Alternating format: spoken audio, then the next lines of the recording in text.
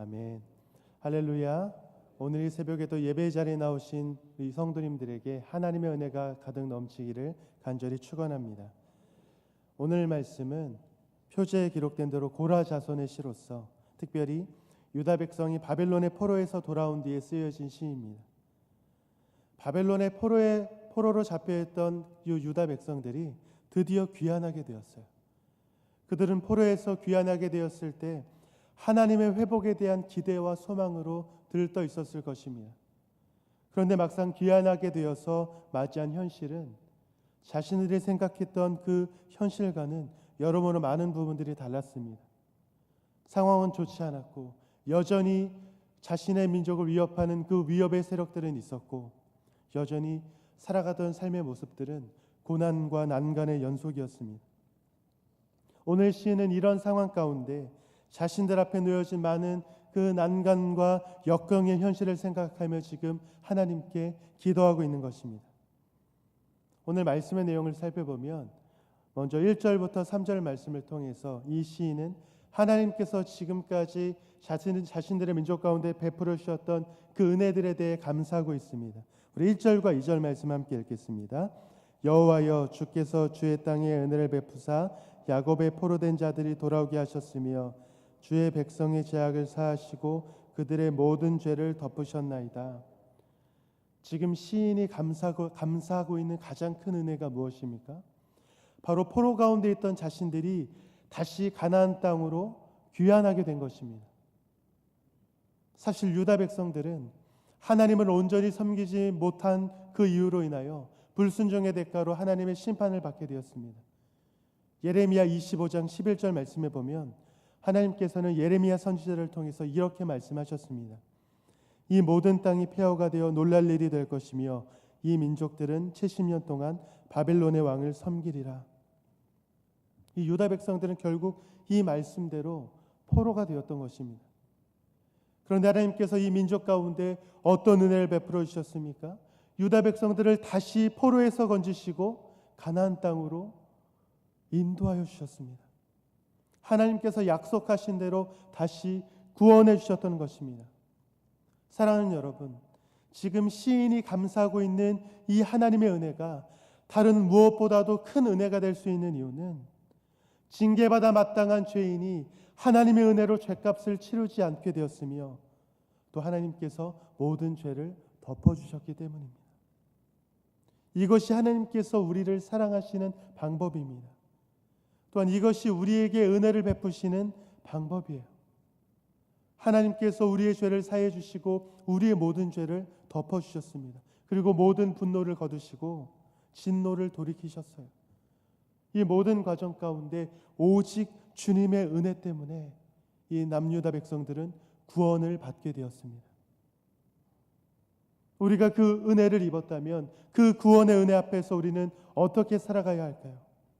그 은혜를 기억하며 그 은혜에 감사하는 삶을 살아가야 하는 겁니다. 그 은혜로 내가 살게 되었음을 기억하며 그 은혜를 붙들고 살아가야 되는 거예요. 그 과거의 은혜가 없었다면, 그 은혜가 없었다면 지금은 여전히 우리는 포로의 생활을 살아갔을 것이며 그 은혜가 없었다면 지금의 우리의 모습 또한 없었을 것이기 때문입니다.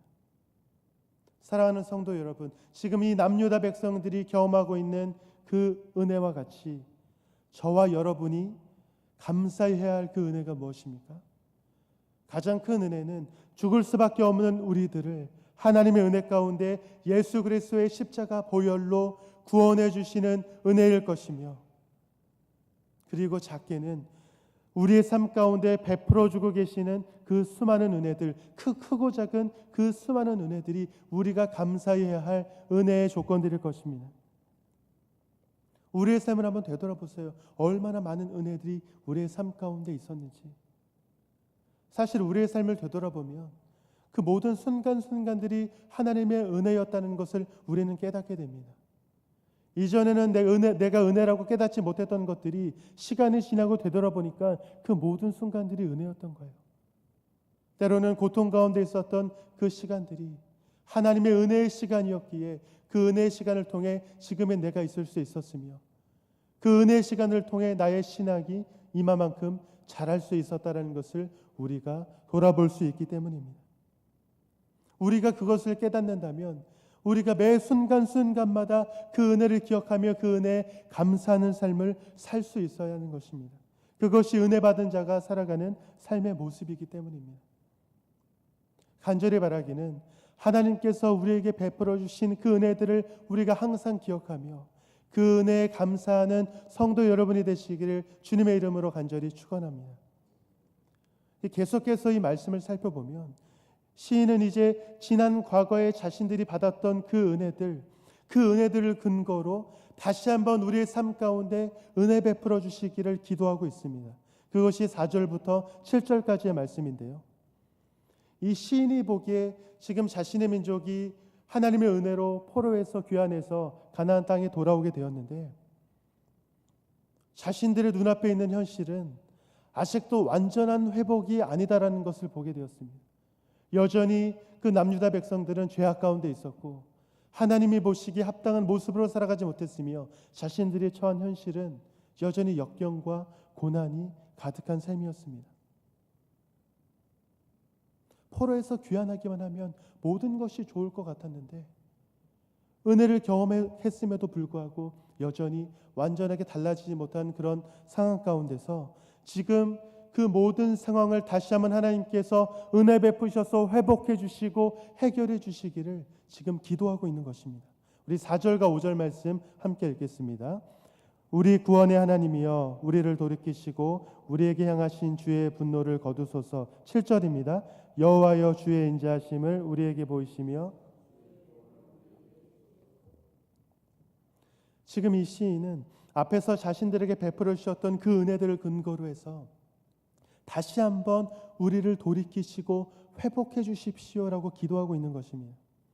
그가 이렇게 기도할 수 있는 이유가 이미 유다 백성들은 하나님의 구원을 경험을 했으며 그 구원의 은혜를 경험했기 때문에 다시 한번 그 은혜를 기억하며 그렇게 우리에게 베풀어 주셨던 그 하나님께서 이번에도 우리에게 은혜 베푸셔서 완전한 회복을 이루어 주시기를 기도하고 있는 거예요. 과거에 베풀어 주셨던 그 은혜가 오늘 이 순간 현실의 은혜로 이어지기를 기도하고 있는 것이며 과거에 우리를 구원해 주셨던 그 하나님께서 여전히 우리와 함께 하시는 동일한 하나님이시기에 지금도 우리의 문제를 해결해 주시기를 기도하고 있는 것입니다. 사랑하는 여러분, 하나님의 은혜를 아는 사람은 이렇게 현실의 어려움이 닥친다 할지라도 좌절하거나 낭망하지 않습니다. 오히려 어려움 가운데 다시 한번 그 은혜를 사모하며 그 은혜를 구하며 기도하는 삶을 살아가게 되는 것입니다. 사무엘상 17장에 보면 이 다윗이 골리앗과 싸우려고 하는데요. 이 자신이 소년이라는 이유로 싸울 수 없다라고 이야기를 하니까 그가 믿음 가운데 이렇게 고백을 합니다. 17장 37절 말씀 제가 읽겠습니다. 다윗이 이르되 여호와께서 나를 사자의 발톱과 곰의 발톱에서 건져내셨은즉 나를 이 블레셋 사람의 손에서도 건져내시리이다. 이것이 은혜를 받은 사람, 은혜를 아는 사람이 현실을 살아가는 방법이에요. 그 은혜가 지금의 어려움을 다시 한번 이겨낼 수 있도록 하는 힘이 되기 때문입니다. 하나님께서 나에게 은혜를 베푸셔서 나를 건져내 주셨습니다. 그리고 이번에도 동일한 은혜를 베푸셔서 나를 구원해 주실 것을 믿기 때문입니다. 그래서 믿음으로 고백할 수 있는 것이며 그래서 하나님께 기도할 수 있는 것이며 그래서 지금의 삶 가운데 좌절하지 않고 믿음으로 살아갈 수 있는 것입니다. 오늘 우리의 삶에도 동일한 은혜들이 있을 것입니다. 우리의 삶 가운데 베풀어 주시는 수많은 은혜들을 우리는 이미 경험했습니다. 우리가 그 은혜를 경험했다면 우리는 오늘의 삶을 살아가는 가운데 우리에게 베풀어 주셨던 그 은혜들이 오늘 살아가는 힘이 되어 다시 한번 우리에게 있는 그 문제와 어려움들을 하나님 앞에 아뢰며 하나님께서 해결해 주시기를 우리가 구하며 나아갈 수 있게 되는 것입니다. 간절히 바라기는 우리에게 베풀어 주셨던 그 수많은 은혜들, 그리고 무엇보다 가장 큰 은혜, 우리를 너무나 사랑하시기에 죽을 수밖에 없는 우리를 십자가로 말미암아 구원해 주시는 그 은혜가 오늘을 살아가는 우리의 힘이 되기를 주님의 이름으로 간절히 축원합니다. 이제 시인은요, 다시 한번 자신이 기도했던 그 기도의 내용대로 하나님께서 응답해 주실 것이다라는 분명한 믿음으로 지금 믿음의 고백을 하고 있습니다. 그것이 8절부터 13절까지의 말씀입니다. 8절 말씀 같이 읽겠습니다. 내가 하나님 여호와께서 하실 말씀을 들으리니 무릇 그의 백성 그의 성도들에게 화평을 말씀하실 것이라. 그들은 다시 어리석은 대로 돌아가지 말지로다. 지금 이 시인이 하나님께서 무엇을 주실 것이라고 확신하고 있습니까? 화평을 주실 것이다. 지금 그렇게 고백하고 있습니다. 물론 아직 일어나지 않는 미래의 일입니다. 그럼에도 불구하고 이렇게 믿음으로 고백할 수 있는 이유는 아까 동일한 그 말씀처럼 과거에 있었던 그 은혜들이 오늘을 살아가는 힘이 되는 것처럼 앞으로 살아갈 나의 미래 가운데도 동일하게 우리에게 베풀어 주실 것이다라는 그런 믿음이 되는 거예요. 그래서 아직은 우리가 고난 가운데 있을지라도, 아직은 나의 삶이 달라지지 않는다 할지라도 그것에 좌절하거나 낭망하지 않고 결국 우리에게 화평을 주실 하나님, 우리를 화평케 하실 그 하나님을 사모하며 기대하며 하루하루의 삶을 살아갈 수 있게 되는 것입니다. 사랑하는 여러분, 은혜를 입은 사람들은 결국 이러한 삶의 모습을 가지고 살아갈 수 있어야 하는 것입니다. 우리에게 베풀어 주신 그 은혜들을 감사하며, 그리고 그 은혜를 베풀어 주셨던 그 하나님께서 다시 한번 오늘의 삶 가운데도 동일한 은혜를 베푸실 것을 신뢰하며, 그리고 아직 이루어지지 않았지만 여전히 나와 함께 하신 하나님께서 나의 미래에도 동일한 은혜를 베풀어 주실 것을 믿음으로 살아가는 삶, 이것이 우리가 살아가야 될 믿음의 모습입니다.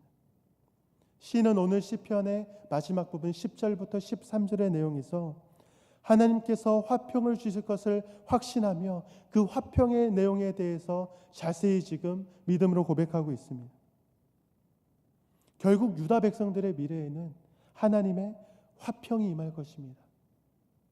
그 하나님의 화평이 모든 고난과 역경과 모든 문제를 이기게 하는 힘이 될 것이며, 그 하나님의 화평이 이 유다 백성들로 하여금 그 모든 소망을 가지고 살아가게 하는 힘이 되어줄 것입니다.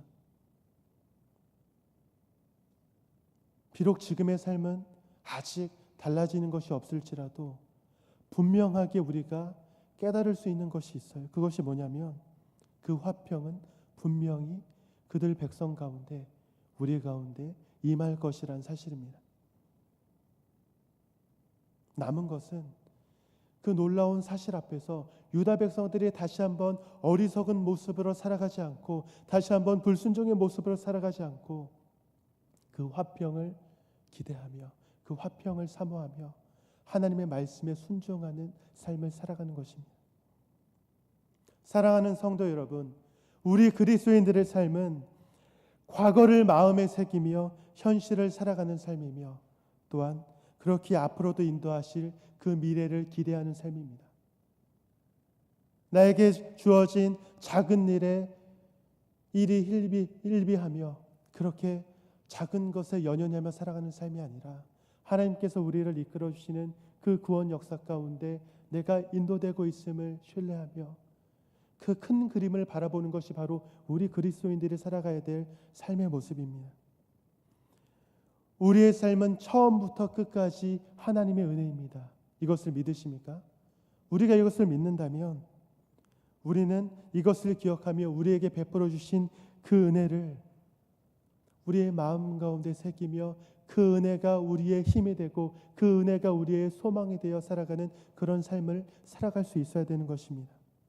간절히 바라기는 오늘 시편 말씀을 통해서 이 시인이 그 은혜들을 감사하며 그 은혜의 근거에서 기도하고, 또한 그렇게 기도한 모든 것이 응답될 것을 믿음으로 고백하는 그 모습을 통해 하나님께서 우리에게 은혜 베풀어 주시고 그 은혜가 오늘 살아가게 하는 우리의 힘이 되며, 앞으로 우리가 우리의 미래를 살아가게 하며 미래를 기대하게 하는 힘이 된다는 사실을 우리 마음 가운데 새기는 우리 성도 여러분이 되시기를 주님의 이름으로 간절히 축원합니다.